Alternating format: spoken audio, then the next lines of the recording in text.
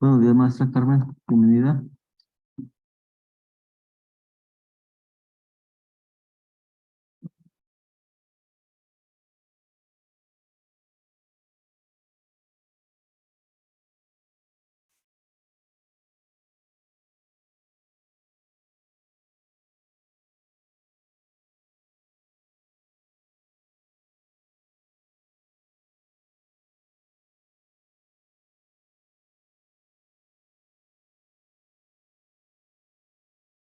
Pasa lista del grupo, por favor. Recuerda poner tu nombre,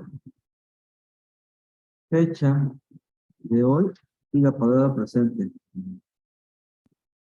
Y comenzamos en un minuto. Déjenme compartir la presentación.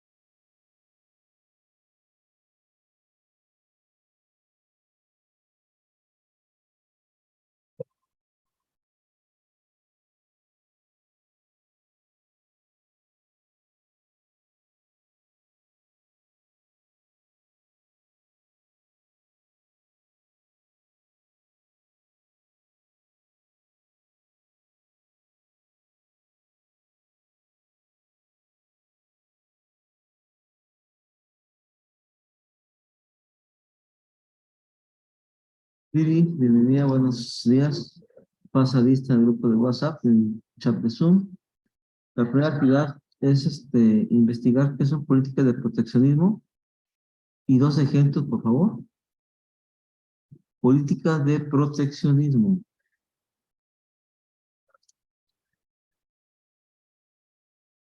Las leemos o las leo de sus participaciones, de su chat, de WhatsApp. Comentamos y comenzamos la clase. Bienvenidos todos.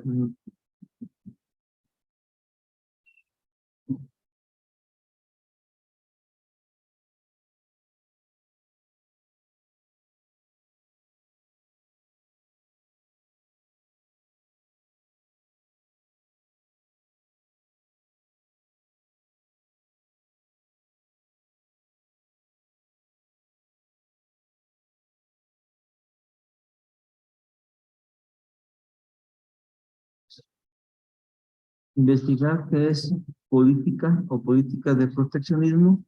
Dos ejemplos. Me los comparten por WhatsApp, leemos algunos y empezamos la clase prácticamente con eso.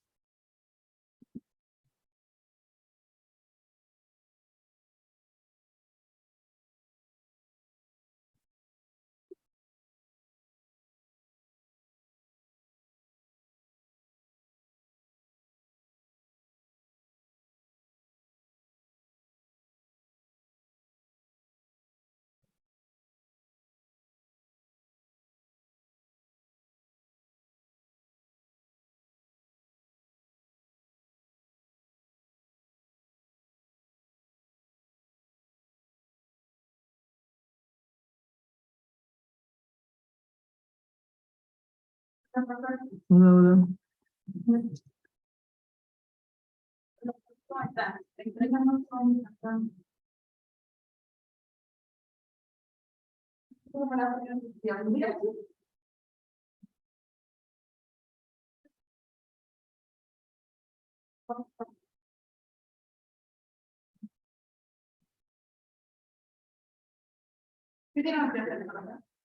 Investigar qué es política de proteccionismo. Dos ejemplos.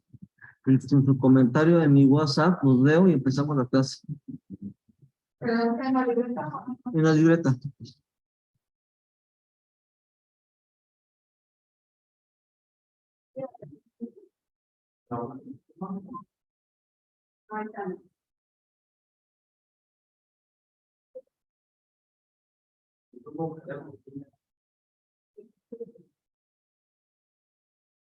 Pero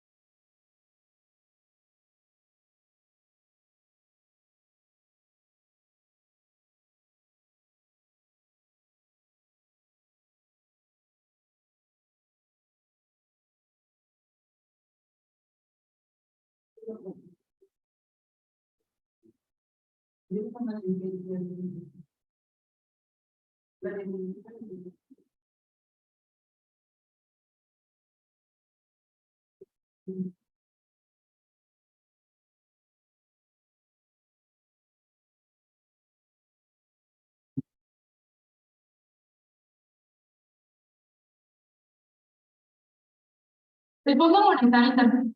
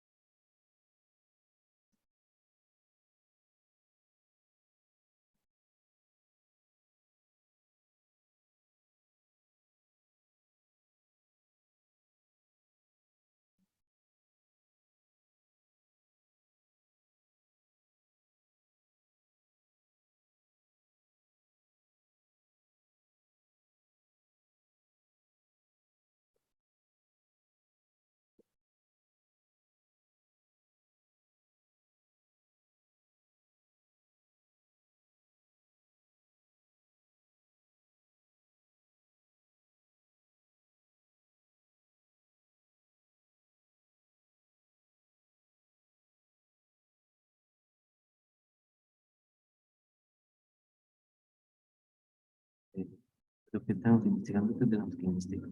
Aparte de la política de proteccionismo. Los ejemplos. Sí, Nada más. está bien.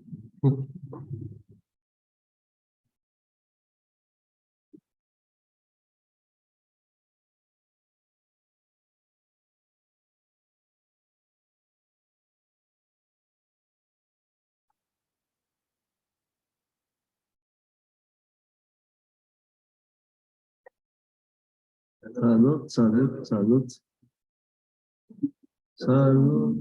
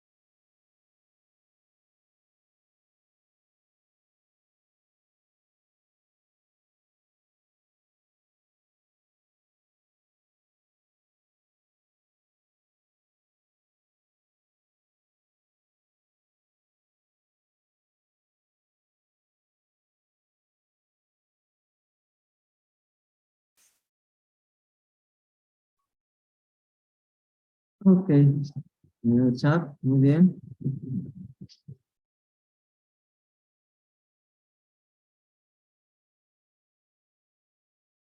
Bueno, voy a cambiar la presentación a un video. Recuerden que la dinámica del video es poner atención al video y después redactar un pequeño comentario que describa el contenido, preceptos, ideas, conceptos, personajes, intención del video, desde la perspectiva que ustedes lo percibieron. Sean analíticos y sinteticen lo más que puedan la información. Va, permítame. Comparto video, comparto audio. Y creo que ya está. ¿Se puede ver? Sí, ahí va. El Fondo Monetario Internacional, FMI por sus siglas, fue propuesto en julio de 1944 en una conferencia de las Naciones Unidas, celebrada en Bretton Woods, New Hampshire, de nuestro país vecino al norte, cuando los representantes de 44 países decidieron consolidar el marco de cooperación económica para tratar de evitar algo similar a la crisis de 1929, con sede en Washington, D.C., Estados Unidos. De acuerdo a su sitio web, el Fondo Monetario Internacional promueve la estabilidad financiera y la cooperación monetaria internacional.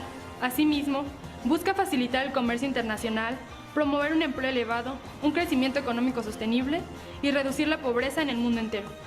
El FMI es administrado por los 189 países miembros a los cuales les rinde cuentas. Ojo aquí. ¿Cuántos países forman el Fondo Monetario Internacional? 189. Pregunta. Investiguen en Google. ¿Cuántos países hay en la Tierra? No continentes. ¿Cuántos países hay en la Tierra? Investiguen, a ver. Ahorita sabemos que hay 189 países de la Tierra inscritos en 195. O sea que solamente es, o bien, no sé si será relevante o no relevante, hay 6 países en la Tierra que no están inscritos al Fondo Monetario Internacional. ¿Por qué no estarán inscritos? Se los dejo de pregunta como retórica. Casi todos están inscritos, no todos, ¿eh? De 195 países que hay, 189 están inscritos al Fondo Monetario Internacional. ¿Sí? 6 no. ¿Por qué? No sé. Se los dejo de tarea para la próxima clase. ¿Qué países son los que no están inscritos en el Fondo Monetario Internacional? ¿Y por qué razón no están inscritos? Si vieron lo que promueve el fondo es la estabilidad financiera y la cooperación monetaria internacional. Ellos son muy egoístas, no quieren cooperar con los demás compadres o qué. Entonces se queda de tarea que investiguen qué países no pertenecen al Fondo Monetario Internacional y más, un poquito más de investigación. ¿Qué razón da cada país para no pertenecer a esa institución? ¿Son muy altas las cuotas? ¿Son elitistas? No sé, ¿qué razón da? Va, seguimos. ¿Qué quiere decir esto? El Fondo Monetario Internacional otorga financiamiento a países con problemas en su tipo de cambio, balanza de pagos, tratando de fomentar el comercio internacional. En cuanto a sus recursos para operar, su principal fuente de financiamiento son las cuotas de los países miembros, que reflejan la posición relativa de los estados en la economía mundial. En cuanto A ver. Ah, aquí están los cuotas que da cada país, lo que representa más o menos. Fíjense que más cuotas da Estados Unidos. Después, ¿qué sigue? Japón, Alemania, Francia. Por ahí está México. Hasta el 16. Estamos de perdido, primeros 20, dijo alguien. Sí, si son 189, pues podríamos estar de los primeros 20, estamos en los primeros 10% de los países, ¿sí? Pero obviamente hay una gran diferencia entre aportar 17% de las cuotas a aportar un 1.21% del total que obtiene el Fondo Monetario Internacional. Pero bueno, son datos para que vean posiciones y demás. Ahorita vamos a ver más datos. Ahí en el video va a decir por qué, o sea, cómo es que se determinan las cuotas. No mejor se explico, ahorita vemos. Si no, ahorita investigamos, no es problema. En cuanto al Banco Mundial, también creada en 1944 como parte del acuerdo de Bretton Woods de la ONU, concedieron un principio para ayudar a las naciones europeas a reconstruir sus ciudades tras la Segunda Guerra Mundial. También tiene sus oficinas en la misma ciudad que el Fondo Monetario Internacional. Esta institución tiene como objetivo reducir la pobreza mundial, bajar a un 3% el porcentaje de números de personas que viven con $1.9 al día en el mundo, a más tardar el 2030. ¿Cuántos son $2 al día? Entonces, voy a dejar 40 pesos. No tan, ¿cuánto gastas de pasaje? ¿Cuánto se gasta de pasaje para venir a la escuela? Ir y regresar a su casa. 12. ¿12 pesos? Sí, porque necesitas el descuento. Ay, ¿tiene el descuento? Sí. Sí, pero le digo, estudiante y pero no me dejaste credencial. Sí, pero no la ven, nada más legal y descuento y la gente ya. Nada, que tengan la credencial. O sea, pagas 6 pesos. Sí, por eso sí que 12, porque de ida y de regreso. Ah, pero tú nada más tomas 2 autobuses. Ajá. O sea, ¿quién toma más de 2 autobuses para venir a la escuela y regresar a su casa? No, pero Arturo trae su poderosa ahí, su Kawasaki, su Harley Davidson. Pero sí son...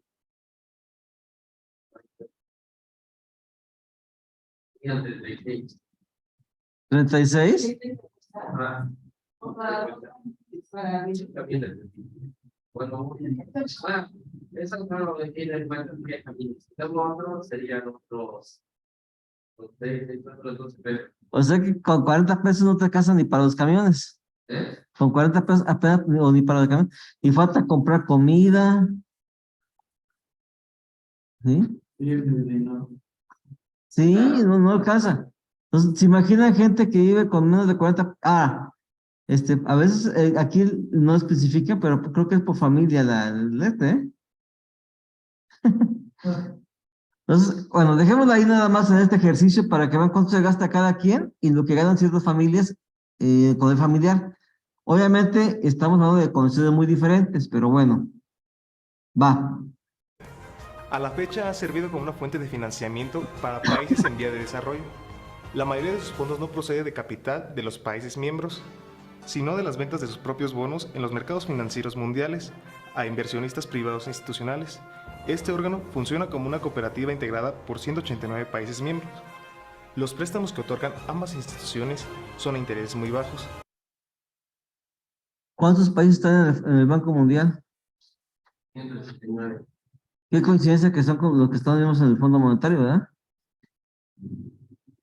Pero han sido duramente criticados ya que para acceder a sus fondos es necesario implementar medidas neoliberalistas, es decir, completa apertura económica, drástica reducción del gasto público y una mínima intervención. Ojo, para acceder a estos préstamos, ya escucharon, no es levanto la mano, pido $1.000.000, ya me los dan. Para tener acceso me piden condiciones. ¿Ya vieron qué? Condiciones de un gobierno, ¿sí? Neoliberalista, que es lo que tenemos en México. ¿Dónde se sintió más esto? Pues con el gobierno del presidente Enrique Peña Nieto. Enrique Peña Nieto pidió un préstamo enorme, ¿sí? Para mejorar la infraestructura del país en muchos sentidos. Y lo condicionaron, ya que justificó la presidenta del fondo de aquel tiempo, que para otorgar el financiamiento a México necesitaban que se aprobaran reformas estructurales a la educación, a la energía, a lo laboral, a lo político, para que estas reformas en conjunto permitieran crecer y poder pagar el préstamo al Banco Mundial. Entonces, como necesitábamos dinero para seguir creciendo económicamente, pues, se pusieron en las reformas en la mesa de las cámaras de senadores y diputados y adivinen qué, pues se aprobaron, ¿sí? Ahora pregúntenme si estaban mejor o peor que aquel tiempo. ¿Qué desapareció y qué apareció? Ustedes chequen la política de telecomunicaciones de aquel tiempo y yo compraba una ficha de 100 pesos, me duraba un mes. El tiempo que me lo gastaron, no me lo gastaron un mes. Ahora compro 100 pesos la ficha y dígame cuánto tiempo dura una ficha de 100 pesos en AT&T o Telcel o 18 días o 21 días o 15 días en algunos casos. O sea, la mitad. Y dice que mejoró con la reforma. ¿Cómo puede ser? Y es una reforma nada más de tiempo, en la reforma de telecomunicaciones. Y después de haber todas las reformas, pues, no creo que fue para bien del pueblo. Pero bueno, dejemos ahí nomás con esa reforma pequeña que afecta el tiempo de duración de un pago de una ficha de 100 pesos. Ahora, yo no tengo plan, no sé cómo fueron los planes. Yo puedo decirles eso porque yo sentí, vi y viví el cambio en la duración de una ficha de 100 pesos antes y después de la reforma. Los que tienen plan es punto de aparte, yo no llego a tanto. Ok, va. Del Estado. Estas medidas son implementadas por Estados Unidos, ya que él aporta el 17.46% del Fondo Monetario Internacional. Además, se afirma que tras bambalinas se encuentran empresas multinacionales, las cuales lo manejan a su conveniencia, obteniendo más poder en los países. Ambas organizaciones ejercen funciones de financiamiento para los países del mundo, operan de manera similar, pero su misión es diferente. Mientras uno busca la estabilidad monetaria internacional, el otro busca reducir la pobreza. Sin lugar a dudas, la labor del Fondo Monetario Internacional y el Banco Mundial es esencial para el desarrollo de la economía actual. Sin embargo, sería bueno revisar si son autónomos o solo son simples marionetas de unos cuantos titiriteros. Ok, hagan un pequeño comentario, traten de sintetizar las funciones, diferencias, aportaciones, países, ¿sí? De cada uno de los instituciones.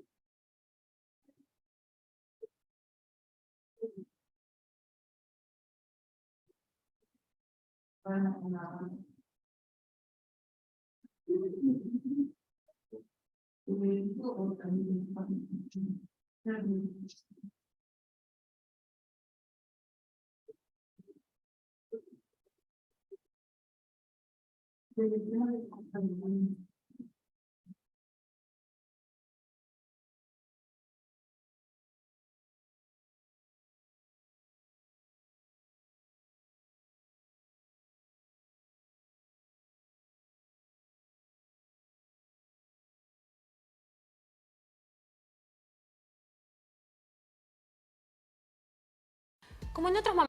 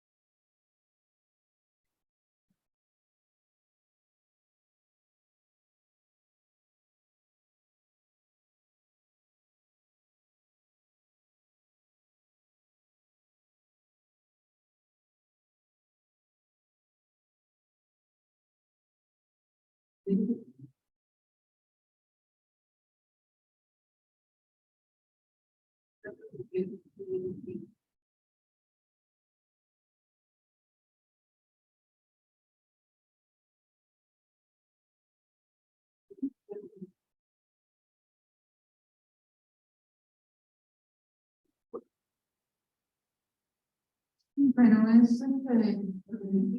es voluntaria, es decir,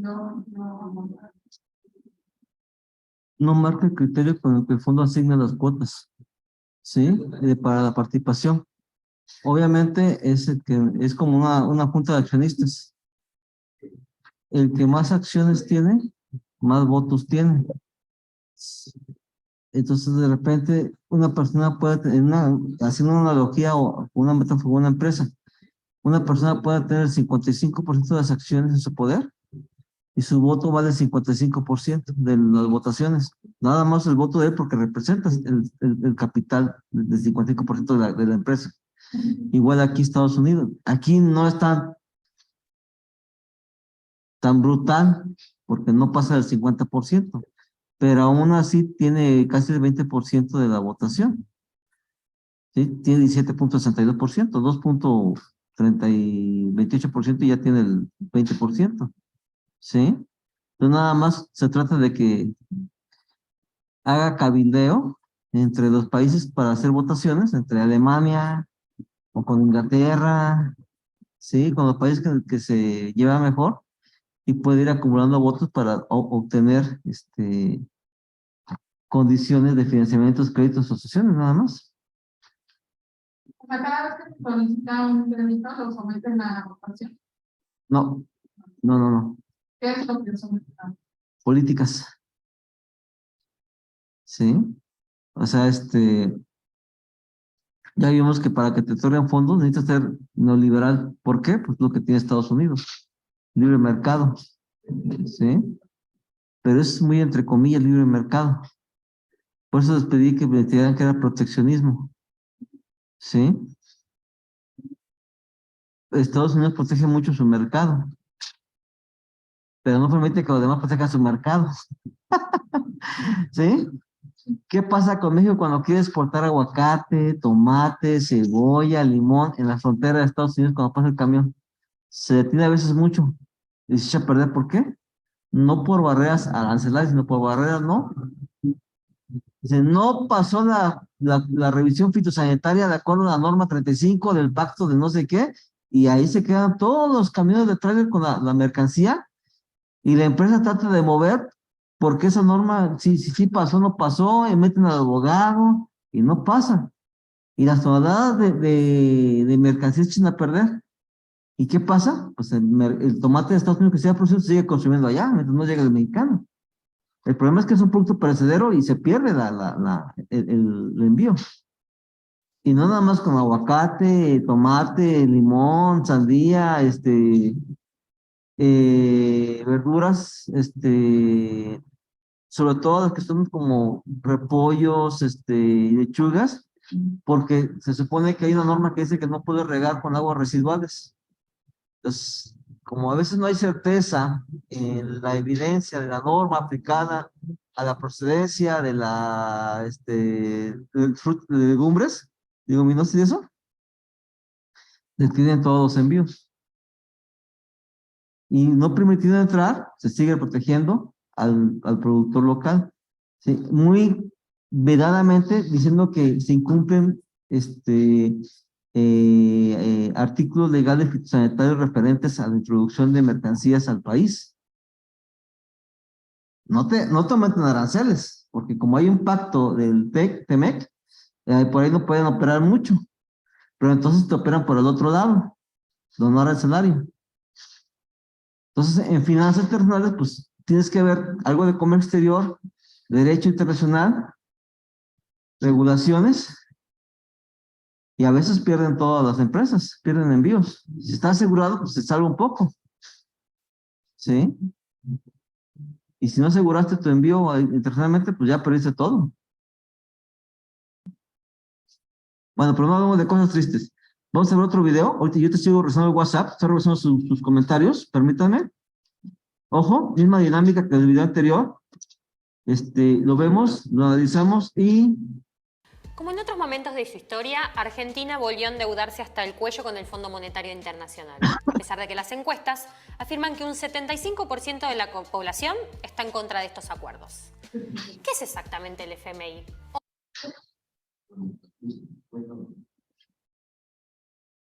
esta persona que está aquí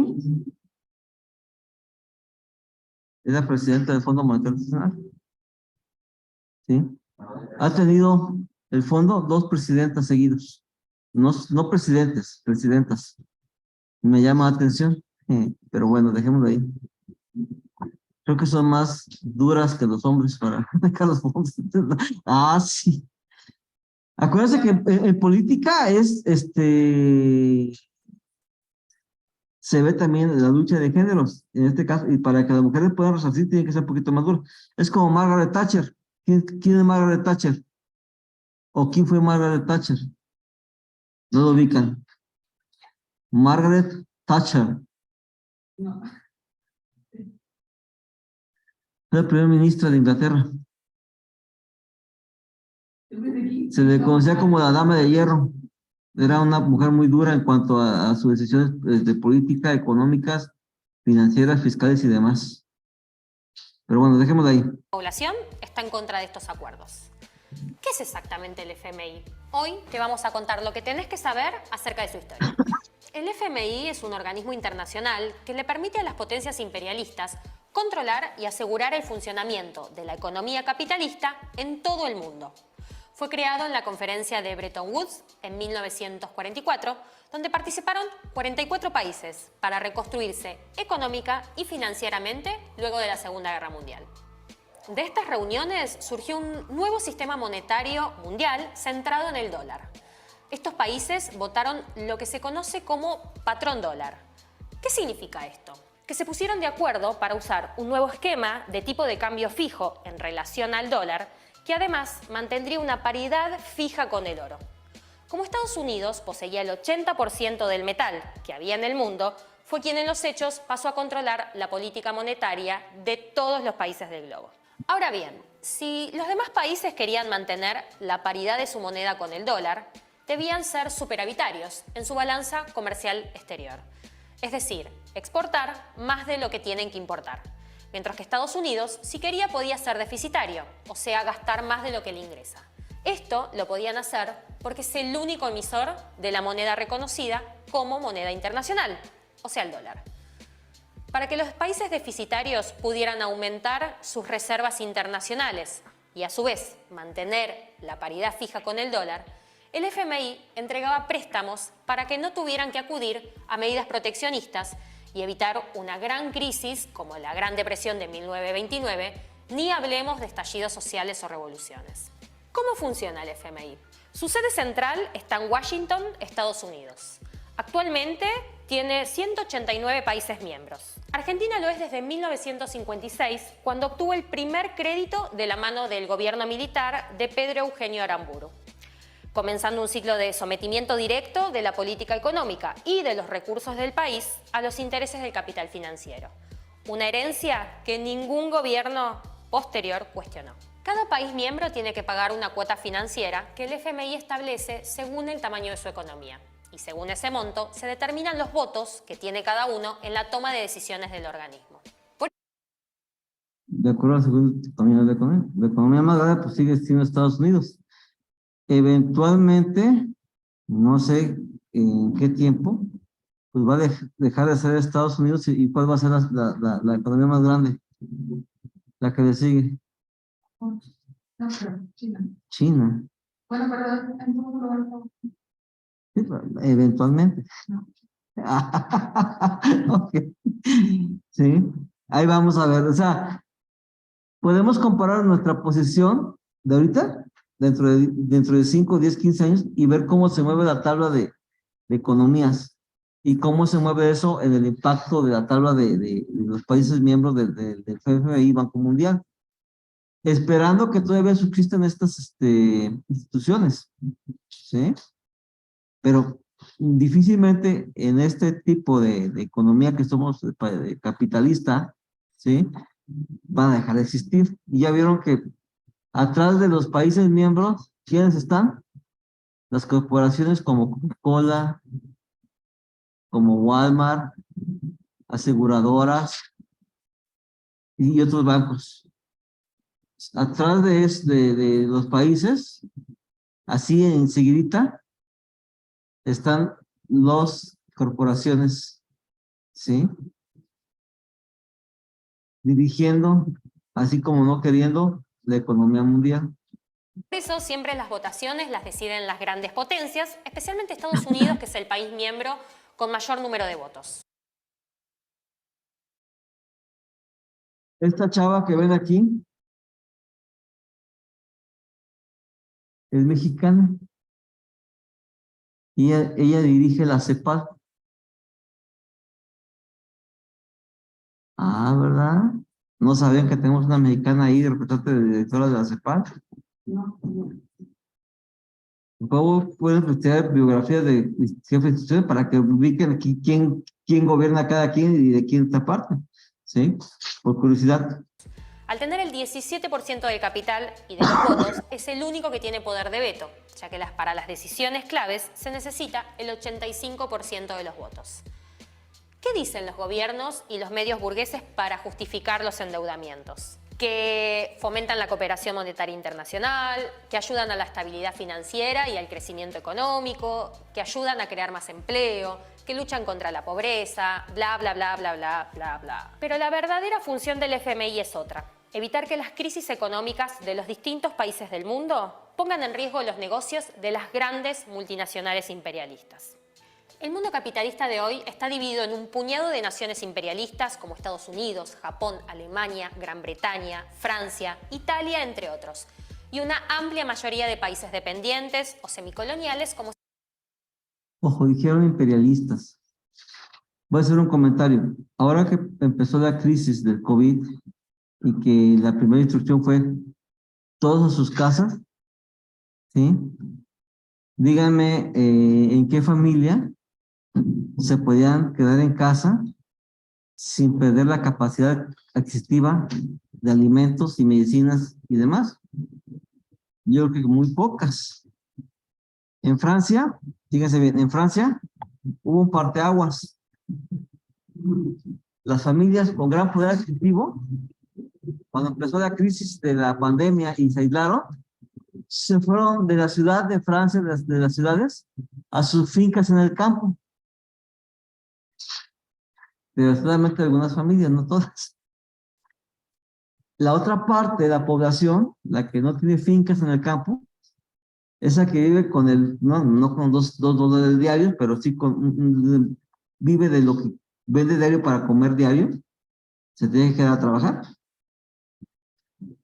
Entonces, había una polarización en los sectores familiares, entre los que se iban al campo a vivir su pandemia y los que se quedaban para sobrevivir a la pandemia. Y extrapolen este ejemplo a otros lugares, a Alemania, a Italia, a España, Estados Unidos, ¿sí? México, por ahí. Pero bueno, cada país tiene sus propios niveles socioeconómicos y estilos de vida y culturales y demás, que permea y afecta todas las familias, comunidades económicas mínimas. Es el caso de Argentina. En este marco, el FMI permite asegurarle a los países imperialistas el saqueo de los recursos y de la riqueza social de estos países dependientes a través de mecanismos de deuda que ellos llaman planes de estabilización o rescates, que básicamente funcionarían así. Prestan dinero, generan deudas imposibles de pagar y entonces el mismo país, ¿qué hace? Tiene que pedir otra vez préstamos para refinanciar esas deudas y entonces más deudas y otra vez nuevos préstamos. Ojo de repente con esto. A veces, ahorita no, pero en gobiernos anteriores, México no pagaba la deuda. Pagaba únicamente el interés de la deuda. ¿Sí?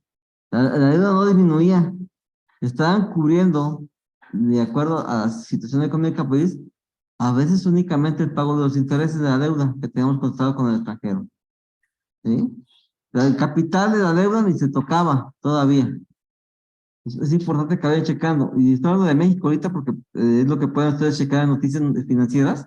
Dice, se está pagando el interés de la deuda contratada por el gobierno, el interés nada más.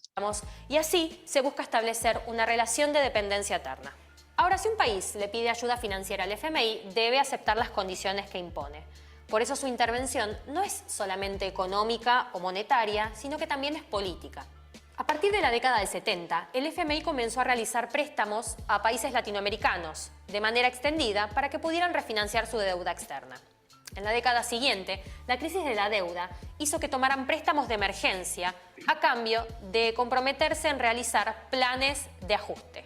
Esto implicaría desmantelamiento de las compañías estatales, apertura al libre comercio y a las inversiones extranjeras, privatizaciones y la reducción del gasto público, o sea, del gasto social. En los 90, el FMI fue el impulsor de los planes neoliberales que terminó en el brutal aumento de la deuda en Latinoamérica. Esto a su vez generó un gran crecimiento del desempleo, desigualdad y pobreza. Fue lo que ocurrió en Argentina bajo el gobierno de la Rúa, quien solicitó un rescate y cuyo final conocemos. Crisis del 2001, corralito a los ahorros, default de 2002 y una enorme crisis social y económica. Otro ejemplo es el caso de Grecia, donde el FMI es el segundo acreedor de su deuda, dejando como consecuencia a un 45% de los jubilados y al 40%. Ojo, porque lo que pasó en Grecia puede pasar acá, ¿sí? El ejemplo más fuerte de Grecia fueron las pensiones de la gente jubilada. De repente el gobierno ajustó, ganaban 2,000 euros los pensionados, van a ganar 500. Todos, el gasto social, entonces lo ajusta, ¿sí? Y con 500 se viene que no alcanzaban a vivir los viejitos y viejitas. ¿Qué pasó? Fíjense nada más cómo afectó. Los viejitos y viejitas llegaron a empezar a suicidarse para no representar una carga para sus hijos que tampoco tenían capacidad de pago para vivir con las condiciones económicas actuales de Grecia. Entonces, el índice de suicidios en personas mayores se disparó. La razón, no representar o no ser una carga para la familia, ¿sí? Porque ellos ya no podían aportar económicamente, ya no podían trabajar, y lo que les daba el subsidio del gobierno por su pensión fue mínimo. Entonces, vean cómo afecta una decisión económica a nivel familiar. El desarrollo humano de la persona, el desarrollo humano de la familia, de la sociedad. Los señores y señoras se suicidaban. Entonces, ojo, todo afecta. Al final de cuentas, su acción o no acción podrá sumarse y al final afectará directo o indirectamente de regreso. Seguimos. 40% de los jóvenes en la pobreza y un 52% de desempleo. Así como estos, hay muchísimos casos más. ¿Y ahora qué pasa? Después de los fracasos en América Latina y de la crisis internacional de 2008, el Fondo Monetario cambió su discurso público. Además de designar a Christine Lagarde en 2011 como la primera mujer presidenta, ahora tiene mayores recursos para sus préstamos y también renovó su marketing. Comenzó a hablar de proteger a los más pobres porque dicen que no es el mismo fondo que hace 20 años. Pero en la práctica no modificó ni un milímetro su política económica estratégica. Sigue ordenando que es necesario otorgar mayor flexibilidad al mercado de trabajo, es decir, avanzar en reformas laborales concretas y atacando a los sindicatos. Lo que queda claro es que la deuda es un mecanismo de dominación. ¿Por qué ataca a los sindicatos? Porque para el Fondo Monetario Internacional que quiere flexibilizar al trabajador, porque ataca a los sindicatos.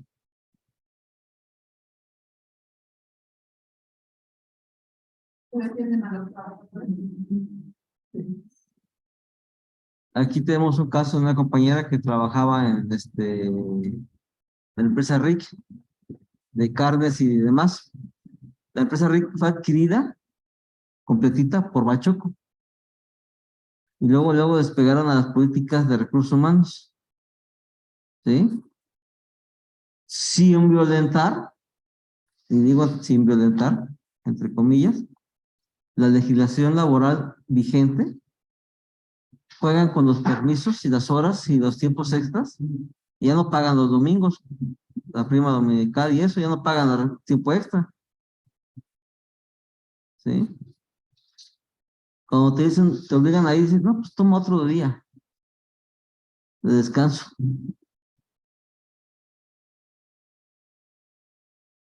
Si no tienes sindicato que te defienda, ¿cómo te defiendes? ¿Con la ley, con la Junta de Conciliación del Trabajo? ¿Sí? Entonces, de repente quitar al defensor de los trabajadores, que algunos sindicatos son corruptos, pues yo creo que más o menos todos son, mayor o menos, pero al final de cuentas protegen a sus agremiados. Si los quitas, ¿quién te va a proteger al agremiado de la voracidad de la corporación? Nadie. De hecho, en algunas empresas como Walmart, paga seguros especiales para gente clave de la organización. Por ejemplo, el gerente regional de Walmart, ¿sí? Tiene un seguro de vida. Pero el seguro de vida, bueno, no un seguro de vida, es un seguro especial. El seguro de vida, ¿a nombre de quién está? ¿Quién es el beneficiario? Walmart, no es la familia.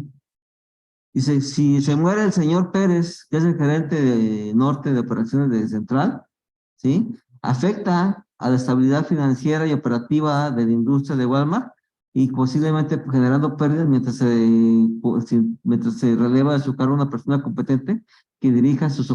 Y mientras esa estabilización, cobran una millonada por su muerte. Y así como Walmart, hay varias empresas. Y lo peor es que luego el gerente ni sabe que tiene un seguro. Dejémoslo ahí. De las potencias imperialistas, que ya se pagó varias veces en base al esfuerzo y al hambre de las grandes mayorías. Y seguimos en la misma. Con toda esta información, lo que queda claro es que cualquier posibilidad de desarrollo del país a favor de las grandes mayorías obliga a plantearse la única salida realista: la ruptura con el FMI y el Banco Mundial y el fin de los pactos de subordinación al imperialismo. ¿Hay una salida? Sí la hay. El no pago de la deuda pública para que todos esos recursos se pongan en función de las necesidades más urgentes del pueblo trabajador, como puede ser la educación y la salud. Esto debe ir acompañado de otras medidas que son fundamentales, como la nacionalización de la banca y el monopolio estatal del comercio exterior. Nacionalización de la banca. Aquí en México se nacionalizó y luego se volvió a privatizar, ¿sí? Y cuando se creó el Fobarapua, que todos seguimos pagando y vamos a seguir pagando por muchos años más todavía. Pues hagan su comentario, por favor, ¿sí? Me lo envían y ahorita en lo que me envían cerramos la clase con unas preguntas para cierre de despeje de dudas y dejamos la clase hasta aquí, ¿sí? Y continuamos el próximo miércoles. Déjenme buscarlo, ¿están ustedes? ¿Eh? Por eso ya estamos cerrando la hora. Hasta aquí llegamos, por eso dije hasta aquí.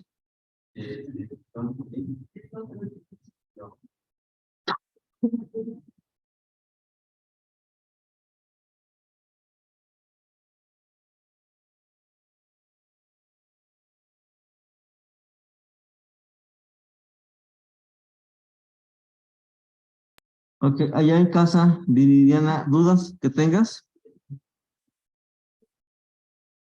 No, profe, todo bien. Okay. Acá en salón, Evi, Aisha, Ilse, Joana, Stephanie, Arturo, Carmen o Isaac, ¿dudas? ¿No? Entonces manden nada más su comentario final y nos vemos el próximo miércoles. Que todos tengan un excelente inicio de semana. Se cuida, por favor. Terminamos.